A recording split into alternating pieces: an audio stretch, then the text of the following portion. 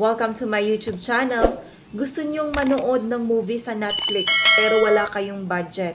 Kaya naman, meron akong tips na isi-share sa inyo kung saan meron akong isang website na nalalaman na free mo lang mapapanood ang mga movies dito kagaya ng sa Netflix. Kaya naman kung gusto mong malaman kung anong website ito, ay sundan nyo lang po ang video na ito mula simula hanggang katapusan para meron kang matutunan. Punta lang po tayo sa ating mga Google Chrome.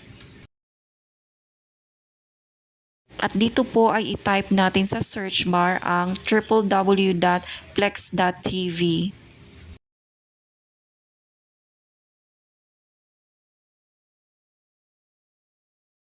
Pindutin lang po natin ang Plex.